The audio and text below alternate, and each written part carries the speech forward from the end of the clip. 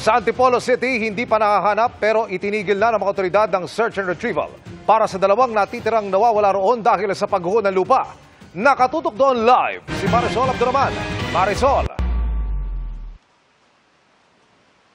Emil, tuluyan na ngang itinigil ng mga otoridad ang paghahanap sa dalawa pang nawawala sa Sitio Banaba. Dito yan sa Barangay San Luis, Antipolo City. Matapos ngang tangayin ang kanilang bahay ng rumaragas ang tubig noong kasagsagan ng bagyong Enteng noong Lunes.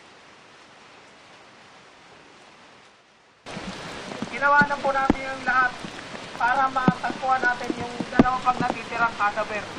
Kasabay ng anunsyo ito ang pagbuhos ng luha ni Ian. Tila gumuho na raw kasi ang kanyang mundo dahil itinigil na ang paghahanap sa kanyang ina at 8 taong gulang na pamangkin na natabunan ng buhay matapos magkaguho sa kanilang lugar sa Sitio Upper Banaba ng Barangay San Luis, Antipolo. Hindi ko na po makapigil yung iyak ko kasi doon una, pinipilit ko pa na parang wala lang pero hindi pa po nakita yung nanay ko. Pasado 2:00 ng hapon kanina nang itigil ng rescue team ang search and retrieval operation sa kasagsagan ng malakas pa ring ulan. Dito kasi ma'am sa area na to ma'am, wala na po kami possibility na makita yung cadaver po rito sa area na to. Baka po lumagpas po yung cadaver dito sa area po na ito. So kumbaga na-exhaust nyo na po lahat? Yes po ma'am, opo. Bago nito, puspusan ang paghahanap simula kaninang umaga. Ilang oras din na naghalughog ang mga rescuer sa bahaging ito ng Sitio Banaba sa pag-asang makikita ang mga hinahanap. Gumamit na nga sila ng mga canine unit ng MMDA para mampabilis ang search and retrieval operation. Pero bigo sila. Kung sa kasagsagan po ng kalakasan ng ulan po yan at sa pagdaloy ng mga baha, may posibilidad po na baka naanod na po, lalo na yung bata. Sa mga oras na ito, hindi pa daw nawawala ng pag-asa si Ian. Lalo pat natagpuan kahapon ng hapon ang labi ng kanyang bayaw na si Ray Ondes.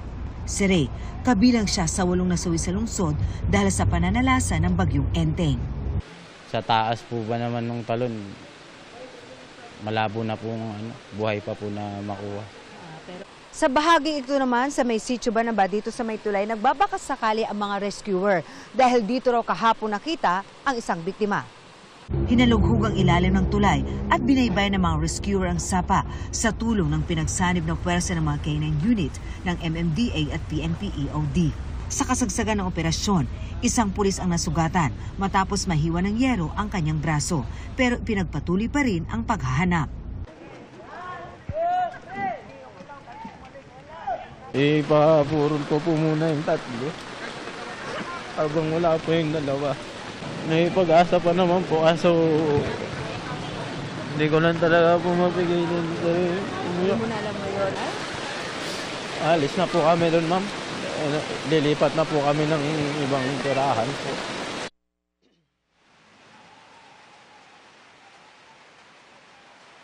Makikipag-ugnayan daw ang barangay, gayon din ang Antipolo CDRRMO sa mga kalapit na barangay at bayan para sakaling may makakita nga doon sa kanilang mga hinahanap ay agad silang i-alerto. Samantala nananawagan naman ng tulong ang mga naulila na tulungan sila sa pinansyal nilang problema dahil sa ngayon walang-wala raw sila para mailibing na ang mga nasawi nilang kaanak. Emil. Maraming salamat, Marisol Abduraman.